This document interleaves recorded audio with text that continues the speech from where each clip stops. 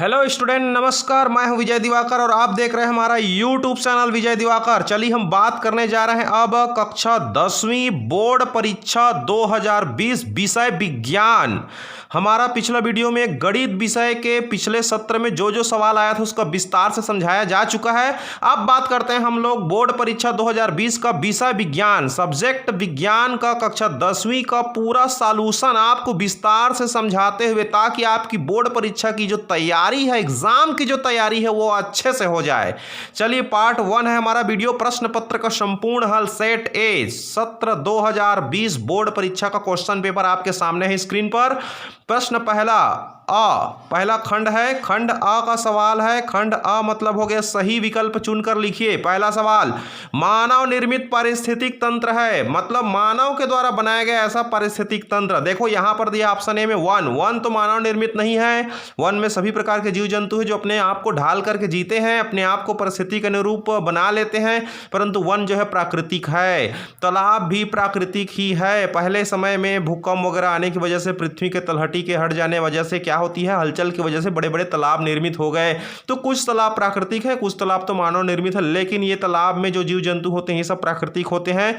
ये हम नहीं कह सकते ये मानव निर्मित पारिस्थितिक तंत्र है। यहाँ पर झील भी प्राकृतिक है। लेकर यहाँ पर आप ध्यान दीजिए, मछली घर आप सब लोग देखे होंगे, जू वगैरह में जाते होंगे घूमने वगैरह, तो वहां पर क्या होती है, मछली घर बनाया जाता है। ये पारिस्थितिक तंत्र है जहां पर मछली जो है एक दूसरे में, बड़े मछली रहते हैं, छोटे मछली रहते हैं वहां पर, तो ये अपने आप को कहना चाहिए अनुरूप बना लेते हैं मछली जो है उस छोटे से जगह में। तो ये है मानव निर्मित द्वारा पारिस्थितिक तंत्र। ये ऑप्शन सही है, बिल्कुल राइट ऑप्शन सी है। इसको आप सही का निशान लगाइए, टिक लगाइए। तो ये हो गया आपका पहला का उत्तर। दूसरा आ गया, प्रकृति के वर्णवाद का सिद्धांत दिया। प्रकृति के वर्णवाद का सिद्धांत देने वाला मेन साइंटिस्ट है हमारा डार्विन। बहुत बड़े साइंटिस्ट है हमारे डार्विन, दार्शनिक भी थे। और ये है प्रकृति के बारे में घूम घूम करके, जगह जगह उन्होंने घूम घूम करके बिल्कुल प्रकृति के वर्णवाद का सिद्धांत दिया और देखा उन्होंने प्रकृति के पूरे हलचल को।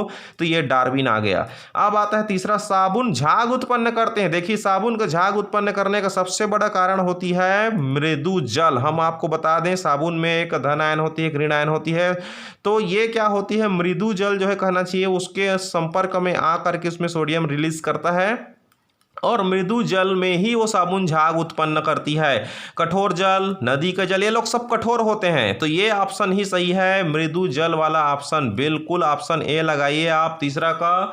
तो ये मृदु जल ही आपका सही है। चौथा आगे, ऑक्साइड का जली विलयन अम्लीय होता है। ऑक्साइड का जली विलयन अम्लीय की बात किया है यहाँ पर, तो ये सोडियम ऑक्साइड हो ही नहीं सकता, मैग्नीशियम ऑक्साइड हो ही नहीं सकता यहाँ पर जली विलयन में। वाटर तो उदासीन होता है। तो यहाँ पर आगे आपका कार्बन डाइऑक्साइड। तो कार्बन डाइऑक्साइड बिल्कुल राइट आंसर है आपका। ऑक्साइड का जली विलयन अम्लीय होती है। यहाँ पर बात करते हैं यहाँ पर पांचवा सवाल की। तो पांचवा प्रश्न है, समतल दर्पण को 2 थीटा कोण से घुमाने पर परावर्तित किरण कितने अंश घूमेगा। समतल दर्पण को हम जितने कोण से घुमाएंगे परावर्तित किरण का मान उससे जस्ट डबल हो जाता है। तो यहां हम 2 थीटा कोण से घुमा रहे हैं, 2 थीटा, तो फिर परावर्तित किरण तो उसका डबल हो जाएगा। ये हो जाएगा आपका 4 थीटा हो जाएगा, 4 थीटा 4 थीटा हो जाएगा। तो इस बात को आप लोग ध्यान रखेंगे, ये ऑप्शन सही है बिल्कुल, 5 का सी आएगा यहां पर। चलिए इसी तरह से हम बात करते हैं, यहां पर आपका हो गया पांचों का आंसर, बिल्कुल आप इसको दिमाग में रखिए। अब हम लोग शुरू करने जा रहे हैं आपके लिए रिक्त स्थान, खंड बी। ध्यान दीजिए यहाँ पर खंड बी का सवाल है आपके सामने। खंड बी है आपके पास, रिक्त स्थानों की पूर्ति कीजिए, खाली स्थान भरना है आपको। तो खाली स्थान आप कैसे भरेंगे, ध्यान दीजिए। खाली स्थान में लिखा है कि प्रकृति अम्लीय, क्षारीय या उदासीन हो सकती है। यहाँ पर तो अम्लीय भी हो सकता है, क्षारीय भी हो सकता है, उदासीन भी हो सकता है। देखो अम्ल तो अम्लीय ही रहेगा, क्षारीय हो नहीं सकता, क्षार क्षारीय ही रहेगा, हो नहीं सकता, उदासीन कौन हो सकता है। तो देखो यहाँ पर ऐसा चीज आपको लिखना है जो तीनों की प्रकृति में हो सकता है। तो यहां पर जल क्या है, एक अम्ल भी है, क्षार भी है, उदासीन भी है। लेकिन हम यहां पर और स्पेशल अगर हम लिखना चाहें तो उसके बदले में हम लिखेंगे लवण। लवण जो होती है अम्लीय भी हो सकता है, क्षारीय भी हो सकती है, उसकी प्रकृति उदासीन भी हो सकती है। तो यहां पर आएगा लवण, आएगा आपका ऑप्शन में। दूसरा आ जाती है आपका अधिक सक्रिय धातु द्वारा कम सक्रिय धातु को उसके लवण के विलयन से हटाना। मतलब एक धातु द्वारा दूसरे धातु को विलयन से उसको हटा देना। एक के मॉलिक्यूल्स को, एटम को हटा करके दूसरा उसके जगह में बैठ जाना, एक को हटा कर दूसरा बैठ जाना कहलाती है विस्थापन। तो यहाँ पर आंसर में आप लिखिएगा विस्थापन, ये आंसर आ जाएगा विस्थापन आपका आएगा।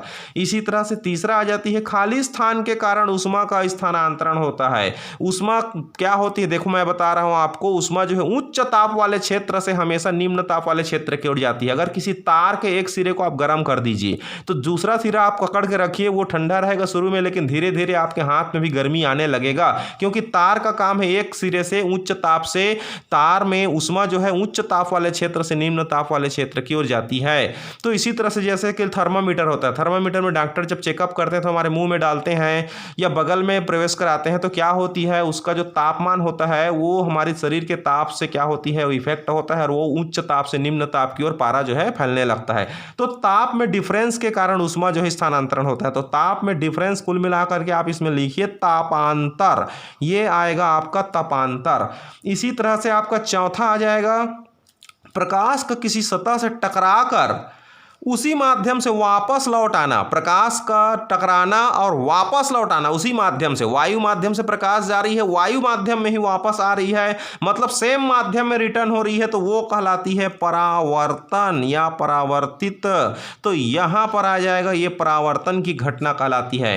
पांचवा पॉइंट हो गया मेरु रज्जु खाली स्थान क्रिया के लिए उत्तरदायी होता है। तो ये जो मेरु रज्जु होता है यहाँ पर, ये हम लोग को प्रतिवर्ती क्रिया कहलाता है, ये प्रतिवर्ती क्रिया करवाता है हमारे बॉडी को। तो ये हो जाएगा यहाँ पर, इसका आंसर जो है प्रतिवर्ती क्रिया के लिए उत्तरदायी होता है हमारे शरीर में। तो यहाँ पर इस तरह से हमने पूरे आंसर बना दिए हैं।